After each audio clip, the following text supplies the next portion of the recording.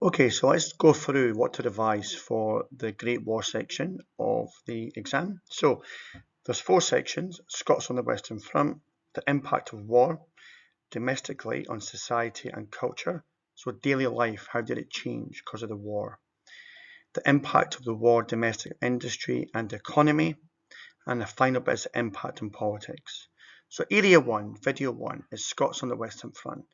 This arguably is the best topic in the Scots on the War section because a lot of it has to do with the war actually fought on the Western Front. So area one is recruitment. So you could get asked about why many soldiers joined up, and also get asked about like the government, what they did to recruit soldiers. This could also be like a 9 marker. To what extent was propaganda the main reason why many men signed up? Propaganda, pulse battalions, chance for adventure, and more money. So let's talk about why did men sign up? So many men signed up because they wanted adventure. Their life was quite boring in Scotland, living in poverty, factory life, towns and cities were quite dreadful. So the chance to go and fight in France and Belgium for many soldiers was opportunity, and they signed up because of that. To also earn the kin shilling, to get more money. Another reason many joined was because of Pals battalions. So Pals battalions were groups of people, factories, football teams, villages and towns who would sign up as a group, as a battalion, and go and fight together. The most famous example was Hearts football team who fought at the Somme, and sadly a lot of them were killed on the first day of the Battle of the Somme in 1916. Another reason that many men signed up was because basically the propaganda told them to do it or encouraged them to do it as well. So the very famous picture of Lord Kitchener pointing his finger at you, the famous picture of, remember the girl on her daddy's knee even, Daddy, what did you do in the Great War? So propaganda was designed to try and encourage men to sign up. So overall, why did men sign up? So we've got Palace battalions, the chance of adventure to earn the kin shilling, more money. Life was quite bad or quite dreadful in Scotland, and propaganda also encouraged many men to sign up. Also, class, the exam might ask you about what was done to make them sign up. So really, we've just covered that. So we've got the use of Palace battalions. We've got effective use of propaganda, posters. We've got the fact conscription was introduced to try to get or to make men sign up. Also, class, the government made a parliamentary recruiting committee to create propaganda posters to encourage men to sign up. Okay, so recruitment, how men were made to sign up, and also why they signed up. The next one about life in the trenches. So this is a great topic. So describe life in the trenches. Describe the experience of trench life for Scottish soldiers. So we could talk about quite a lot here. So we could talk about the fact that we've got trench warfare, the weather, awful weather, the mud, the rain made it hard to live and to fight in the trenches. The heavy rain led to trench foot, where your foot would go gangrene sometimes, and you might lose your foot because of exposure to the poor weather. We've also got a poor diet, a lack of food.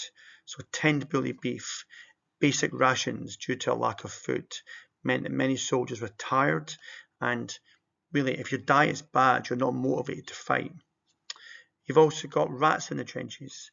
You've got rats that are really big, some the size of cats, feeding off the corpses in the trenches. We're trying to sleep at night, and there was rats everywhere. You've got the threat of snipers from enemy trenches. So snipers, you could take your friend out, you can get shot as well. So the fear of living like that meant that many soldiers were terrified of life in the trenches. So talk about the lack of food, the rats, the poor weather as well, the lack of space the men were made to live and to fight in. Okay. The next one is tactics. So tactics in the war, I mean, as you were taught, trench warfare was quite a slow process. So the tactics were designed to try and break the stalemate of war. So things like the creeping barrage, where soldiers would basically go in front of the British would fire their guns or fire their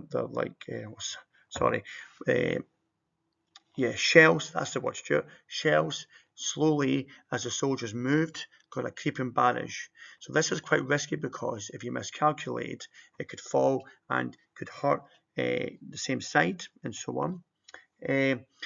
But the main tactic in the trenches, or life in trench warfare, was leaving your trench and running towards the enemy, which obviously didn't work that well. So trench warfare was exposed, no man's land, you were sitting ducks, you were easy targets.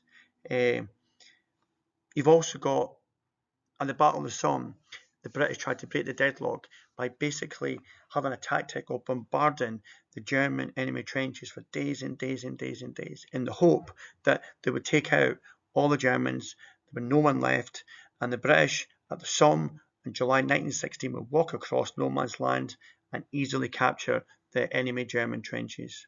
But as you were taught, the Germans hid in deep dugouts, so this tactic really wasn't that effective because the Germans basically adapted to that and hid in their deep concrete dugouts. Other tactics might have involved tanks. Tanks basically to protect soldiers as they moved across no man's land for protection. Other tactics might include maybe using gas, maybe to do a gas bombardment first to confuse or panic the enemy and then push on and try to take the trench. In the war, there were some key battles as well. So in the war, you could learn about, or you learned about the Battle of the Somme in 1916, the Battle of Loos in 1915 as well. So in the revision books, it gives you more details about these battles. And the final topic in Scots on the Western Front is technology of war, or war weapons. Again, this could be a 9 marker. To what extent was the machine gun the most effective weapon on the Western Front? So you've got gas, tanks, machine guns, aircraft, artillery. So gas, chlorine, phosgene gas, for example, mustard gas was used to surprise the enemy, to maybe to bomb them with gas shells first, or to release the gas across no man's land, confuse the enemy, surprise them, maybe incapacitate them, and then try to push through and take the trench. When gas was first used, it was used using cylinders from across no man's land, but the wind could change direction and it could blow back onto your own trench. Later on, there was gas shells that were used to target the enemies. As you also learned, gas masks were invented and were issued to soldiers to try and reduce the impact or the threat of gas. So revised types of gas, your chlorine, your mustard, your phosgene, what it would do to you. Your eyes would burn, maybe be blinded, it would cause blisters and sores, and also a lot of soldiers could die because breathing the gas could basically affect their airways, could cause liquid on the lungs, and they could sadly pass away. Tanks. So tanks were first used by the British. The little tanks were used, little willies, and basically the tank was there to try and push through and to break the deadlock of trench warfare. But as you know, trench warfare, no man's land was full of mud, full of shell holes. The tank was quite slow, and in reality, it wasn't that effective at breaking through the trenches. Machine guns were very deadly. So machine guns are arguably the most dangerous weapon of the war. They could easily fire many, many bullets per minute, could take out enemies across no man's land. So they were feared by soldiers. Also, the bad thing about it, they were not that mobile. Machine guns can overheat. Aircraft were quite new. Planes were mainly used for like spying on intelligence or looking for gaps in enemy trenches. They were untested, so really aircraft was quite a new invention. Artillery or heavy guns or shells, on the one hand, could damage trenches, could destroy like maybe machine gun posts, could destroy barbed wire, but in some cases the barbed wire might come down even a mess. And if you bomb no man's land consistently, then it makes it a quagmire. There's mud everywhere. So when you revise war weapons, revise each weapon, its effectiveness, how it was used in positives and negatives. So that's the first topic first topic done even. The next topic is the impact of war on people in Britain, society and their culture. So how it affected people's lives on a daily basis in Britain. So the second topic then is to look at the impact of war on society and culture. So basically in Scotland, in Britain, how did the war affect daily life? So number one, DORA, or Defence of the Realm Act. So this could be a question on its own, the impact of DORA. Describe like what it did to people in Britain. Like in your prelim, it was a 9 marker. To what extent was censorship the biggest impact of DORA on life in Scotland? So under DORA, the government controlled newspapers. They censored letters sent from the Western Front to control the news and to make sure no bad news being filtered through to people in Scotland. Also, a very famous example is the pubs. So pubs were shut at an earlier time. People could drink less because they're working the next day. Also, beer was watered down, so people were more productive and not drinking as much. In terms of military stuff, you couldn't take photos of military bases. You couldn't own homing pigeons without permission in case you might spy. Also, there was a ban on strikes and like munition factories that were needed for the war effort. Another thing, class, was big parties or out events were banned. Fireworks were not allowed to be set off as well. And one final thing is the government could basically send people to places where they were needed, like in women were sent to Gretna to work in munitions factories. So DORA had a massive impact on life in Britain because the government controlled people's lives. They controlled people's lives and basically censored, allocated jobs to people and so on. The next one is rationing. So rationing, you need to know about why it was introduced. So explain the reasons why rationing came about, but also talk about as well the impact of rationing on people on Britain. So obvious impact is a lack of food. Britain was running out of supplies. By mid-1917, there wasn't a lot of supplies left of food, of meat, of dairy products, and so on. So the impact on people's lives was quite dramatic. You had to budget. You had to work out your diet. You had to work out your meal plan for your family. Go to the butchers, go to the grocers with your ration book and only get so much of like butter or jam or meats and so on. So rationing, why was it introduced? Well, a lack of food. I mean, obviously, by mid-April 1917, Britain was running out of food, your wheat, your dairy products. So rationing was introduced to try and basically ensure that there was enough food to go about as well. Also, folks, the German Navy were targeting British and Scottish U-boats. Sorry, not U-boats. German U-boats or ships were targeting British and Scottish ships carrying key supplies. So they were shot. So that created a lack of food as well.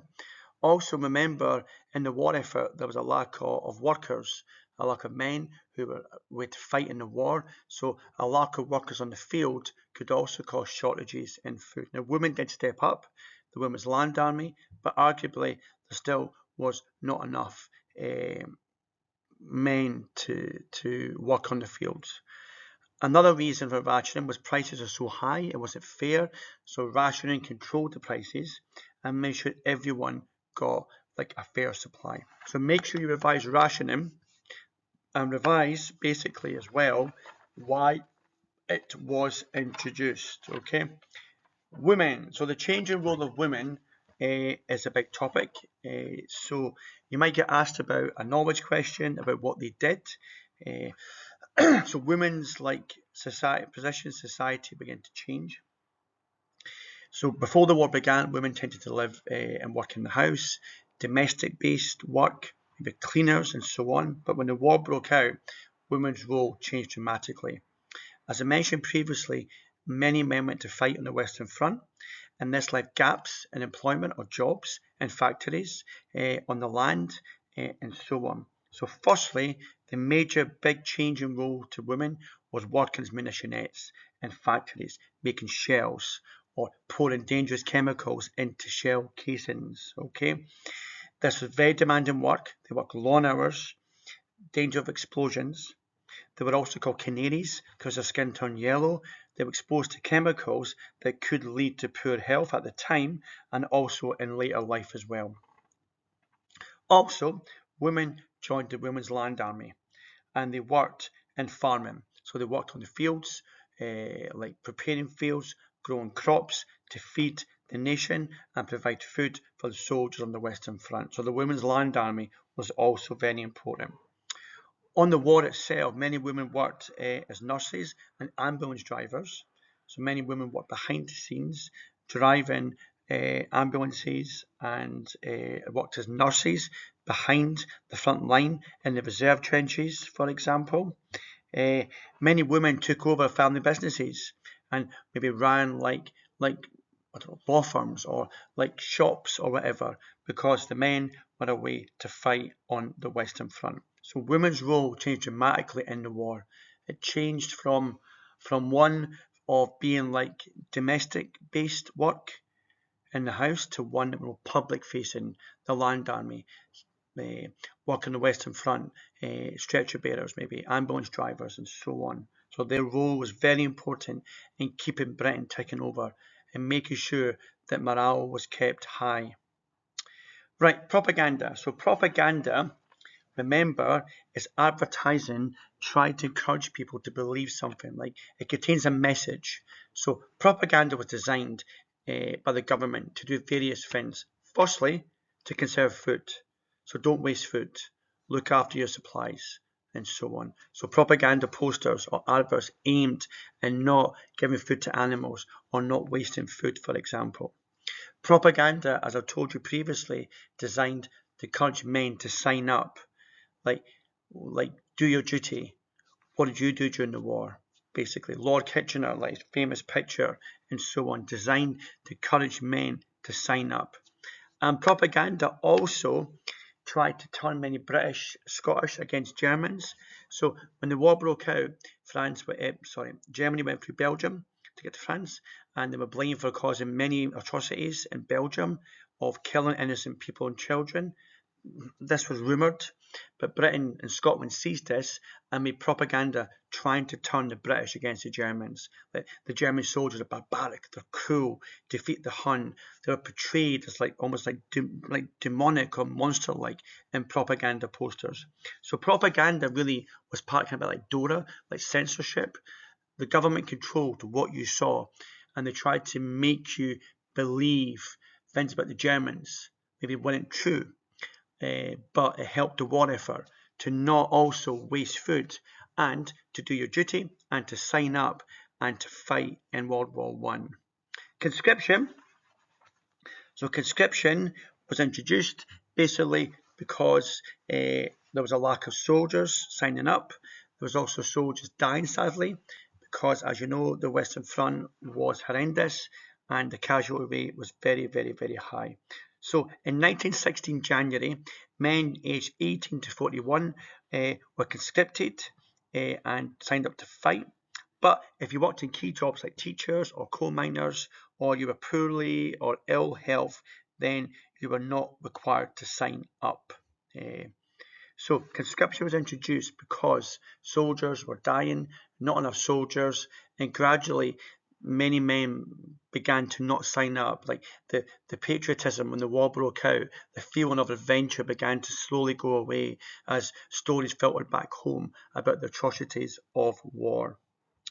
The next topic is one called conscious or conscientious objectors. So you might get asked about why people refuse to fight and also how were they treated during the war. So some men refused to fight for religious reasons. Basically, you've got Quakers, that fighting was incorrect, was immoral, and they refused to fight on the grounds of religion. Also, Political reasons. So many communists or Marxists felt that the war was basically a rich man's war. Why should the working class or poor fight a war and they suffer and die while the rich are still benefiting? So there was those reasons. There was also Quakers who believed in peace as well. So Quakers believed that war was not right, that peace is the way forward. It's not right to fight. And finally, some believed that the best way to sort the war out was through discussion or diplomacy. That the best way to stop conflict is to not fight, but to sit down and talk about it. So, religious reasons, political reasons, Marxists believed, socialists believed that it wasn't fair, it was a rich man's war. So what happened to men who refused to fight? Well, in the war, over 60,000 men refused to fight. So there were some people who were absolutionists and non-absolutionists. So basically, some people were given jobs to do on the Western Front, like stretcher bearers or ambulance drivers. So they were given jobs to do. They refused to fight, but they were prepared to do certain things in the war. Other men who refused to do anything at all were sent to prison, and they were called absolutionists and were very harshly treated by prison guards. They were picked on, they were bullied, they were ridiculed, they were beaten up, and so on, and made to do hard labour or hard work in prison. They were kept in poor cells, filthy cells, tortured as well. And also, if they did get out on the street, they were spat on, they were given white feathers, they're called conches by women. So conscientious objectors need to know about why men refused to fight, but also how were they treated by people on the street of society, and they were sent to prison, how were they treated as well, okay? And the final bit is deaths and casualties. This isn't really a topic that comes up that much, but obviously the war had a horrendous impact. People lost loved ones, whole villages and towns signed up and died together. When you go to any Scottish town or village, you see a war memorial with lots of names in it. That's because of Palace battalions. So men from those areas would sign up and would sadly die together. In Edinburgh, there's a famous heart statue that was actually defaced last week. Some people put chemicals on it, which is awful. It's like a heart symbol on the ground to commemorate the heart soldiers who gave their lives on the Western Front. There was also Zeppelin attacks. So Zeppelin attacks in Edinburgh in 1916, they killed 13 people as well. Imagine you're a loved one fighting on the Western Front, waiting for that telegram to come through, telling you that sadly someone has passed away that you care so dearly about. So that's the second video, the impact of the war on people, society and culture. The next topic is the impact of war on industry and the economy, factories, agriculture and so on, fishing. How were they affected by the war? Okay. The third topic on World War One in Scotland is the impact of war on industry and the economy. So World War One, during the war, industry like coal mining and shipbuilding, steelworks, why did they do well? Opposed to that, after the war, why did industries decline? Well, let's have a look first of all at war work. So World War One was a total war. It involved people committing and fighting on the Western Front, but also people at home doing their bit as well. So if you worked in a coal mine, very important, coal was essential to power Scotland's industry, the shipbuilding, the steel used to make weapons or the dreadnoughts in World War One. Also factories in Glasgow, your steelworks, your steel mills are very important in producing raw materials that were used to fight the war, like your machine guns, for example, your weapons again. You've also got jobs that were classed as important as reserved occupations. So basically men who worked in coal mines, men who worked in railways and shipyards were essential workers and had to stay in their job and were not sent to fight in the West on the Western Front. Women's war work, we've done a bit of that already. So women's war work was crucial in replacing the men who left to go and fight on the Western Front. The Women's Land Army and crops Women obviously in factories, in munitionettes, making weapons or shell casing or pouring in chemicals, TNT. Women took over many businesses, families. Women went to the Western Front and served as nurses or stretcher bearers. So, during the war, why did industries do well during the war? So, think about industry in Scotland in 1914 to 1918. You've got coal industry, you've got shipbuilding, you've got steelworks, and you've got jute factories. So one by one, if you look at coal mining, coal was very important for the war effort. Railways, supplies to the Western Front, or to take into harbours to go to the Western Front. Railways were essential to move people about the country to work in key jobs. So railways boomed, and railway owners or locomotive owners, companies made lots of money during this time. Secondly, shipbuilding. So Glasgow, Glasgow Govan, Glasgow Park Heard, the Forge area were really, really important during this time. Shipbuilding was crucial because of the building of the Dreadnought, the very important British naval ship that was used to defend British shores. So the Dreadnought, there was orders for that, and shipyard owners benefited by increased profits and also more work for shipbuilders as well. We've got steel mills or steel factories. Again, they rose because the demand for steel and metal was off the scale. Obviously, for ships, for obviously weapons, for shells, metal was very important. And jute, Dundee, good old Dundee. So World War One, jute was very important to Dundee industry and created lots of jobs in jute mills around the country. Dundee mainly. So jute was used a lot for sandbags. So to defend your trenches, jute was very, very important. So basically during the war, industries like coal, shipbuilding, steel, ironworks, and jute all did well because the demand was there. On the flip side, though, you have to think about as well, also like after World War One finished, why did industry begin to suffer? So quite simply, unemployment was massive because the war ended, there was less demand for coal, there was less demand for metal. So shipyard workers, coal workers were let go because the demand was not there. Shipbuilding declined massively in Scotland, especially in Glasgow. Ships were less in demand, there was less orders for dreadnoughts, and because of that, shipbuilding began to decline. Also, countries abroad like Germany, America could build ships at a far cheaper and quicker rate, and Scotland suffered because of that. Coal, there was less orders for coal, less need for coal as the war finished, and basically people lost their jobs because of less coal.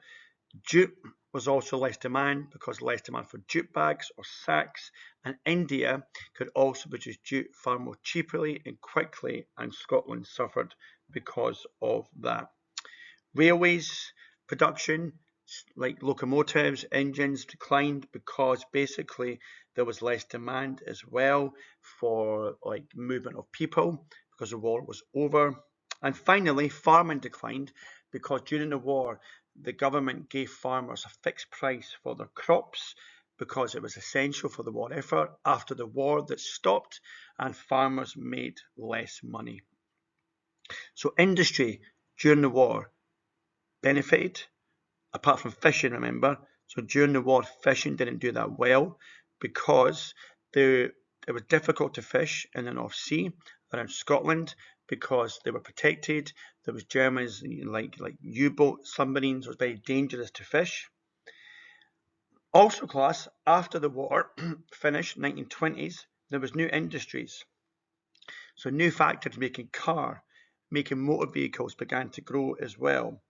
There was new chemical factories in Scotland as well. Okay, so basically the impact of war on the economy and industry during the war was mainly positive, apart from fishing. Then after the war, you might have to know about why did industry begin to decline. So less orders. So think about the industries: steel, coal, jute, shipbuilding, railways. Okay. The final topic is the impact of war on politics in Scotland. Okay. Alright then, so the final topic on World War I in Scotland is the impact of war on politics in Scotland. We did this just before exam leave, so it should be fresh in your memory. So, the impact of women's campaign to get the right to vote. The right to vote could be called suffrage as well. So, the campaign for suffrage is women to get the right to vote. So, quite simply, why did women gain the right to vote? That could be a 9 marker as well. To what extent was women's war work the main reason women were given the right to vote? So women's war work we've done, but in the exam we have to talk about what they did and why people gave them the vote. So women did work that men could do. They did a fantastic job. They led the country in terms of factory work and working on the land. So because of their commitment to the war, they earned and deserved the right to vote. So we've done that. Also talk about the suffragettes. So the suffragettes give some examples of what they did to raise awareness of the women's quest to get the vote. So the suffragettes were called the WSPU, the Women Social Political Union, led by the Pankhursts, and they used direct tactics to grab the attention of the public and the media and politicians, such as chaining themselves to railings, interrupting politicians speaking by heckling and shouting, pouring acid on golf courses. So these tactics raised awareness of women's quest to get the vote. It was on newspapers. But on the flip side, some were fed up of the tactics of the suffragettes. They thought it went too far, undemocratic. So think about the suffragettes. In prison, what they did, went on hunger strike. They were force-fed. That raised awareness of women's quest to get the vote. The suffragists, or the NUWSS, the National Union of Women's Suffrage Societies, led by Millicent Fawcett, used quite slow tactics, petitions, demonstrations that were peaceful, marches. The suffragettes thought that this was too slow and they formed a separate group. But the suffragists were good at doing the groundwork, at doing the hard commitment, that getting politicians on side like Asquith, the Liberal, to earn women the right to vote. So think about women in the vote. Think about women's war work, the campaign of the suffragists, and the campaign of the suffragettes. The next topic we did just before the holiday was rent strikes. So rent strikes were mainly in Glasgow, beautiful city. I was there on Sunday, went for a walk in the morning, Victorian buildings, beautiful. So rent strikes, what happened? So you need to know about that basically at this time in Glasgow, housing was still pretty basic, quite poor, overcrowding, a lack of space. But despite these poor conditions, landlords who owned the flats increased rents. If you couldn't pay your rent, you were kicked out. You lost your house, you lost your flat, and folk were not happy with that, especially women. So women organised protests against landlords, and they said that it wasn't fair that this was happening during the war, that you should not increase prices of houses during the war. So women took strike action in November 1915, and other men joined them from factories. They marched to Glasgow George Square and tried to raise awareness about the fact that these increases in rent were not fair. Also, women went to tenement houses or flats and tried to block officers from evicting people from their flats. They also threw maybe mud or rubbish at the officers as well to try and stop these rent evictions from happening. As a result of this, the government introduced a law or rule called the Rent Restriction Act, that rents were frozen at the same price as they were before the war. Also, rent strikes spread to Aberdeen and Dundee. So when you revise rent strikes, this could be a knowledge question. It could be a how fully or how useful, for example, or comparison. Revise during the rent strikes what actually happened, women what they did. The next one is called extension of the franchise. So the franchise, what that means is the right to vote. So quite simply, in 1832, Britain was not democratic. So before 1832, Britain, the rich could vote only, Also, the voting was done in public. It was open to bribery and corruption. There was rotten boroughs. Remember Blackadder with Colin the dog and a local sheep, and then one guy was the MP. That's a rotten borough. But like Manchester had no MPs, or Birmingham, how was that fair? So Britain was not very democratic in the 1830s. So in the exam, I might ask you about why people wanted the right to vote, and also basically how it happened.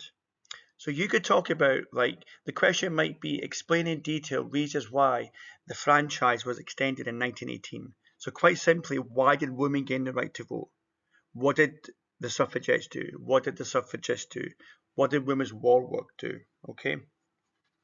But basically, in 1832, they passed an act called the Reform Act, where basically they passed a law to give more people the right to vote, but still women and the working class could not vote even after 1832. 1867 was a bit better. This was called a leap in the dark, and it did give men, the first time almost, some working class people, the right to vote. But only 1 in 3 men could vote, and women could still not vote. And voting was also done in public. It took quite a long time. 1872, the Secret Ballot Act meant that voting was done in private and was less open to corruption and bribery. And in 1918, as you know, very famous, women over 40 were given the right to vote. So this topic is quite important. It comes up quite a lot. So make sure you watch this video and well, obviously you're watching it because, like, you must have heard that anyway. So make sure you read my books as well, and Mr. Shanks, that give you example answers and notes.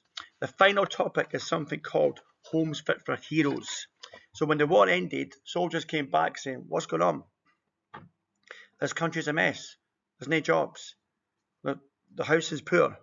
Like tenement housing, rents are sky high. What's going on? So in 1919, there was an Addison Act passed by the government which gave councils like Glasgow, Dundee more money to build better homes with better facilities. Basically, homes fit for heroes. Remember, at this time, there was a big movement of people into cities. Many working class people were moving to cities like Glasgow, Edinburgh, so they demanded more housing. And the government promised between 1919 to 1922-23 to build 500,000 houses. But remember, when the war finished, Britain was struggling. The economy was not making as much money. There was less demand for products. So by early 1920s, they only built roughly 213,000 houses. So 213,000 houses. So Homes Fit for Heroes really on paper promised like 500,000 houses, a better like facilities, but in reality, the government was making false promises. They couldn't match it. The money wasn't there. So that is the whole war topic. So watch this video, watch all the videos about all the many topics, together with the example knowledge booklets and example answers. All right.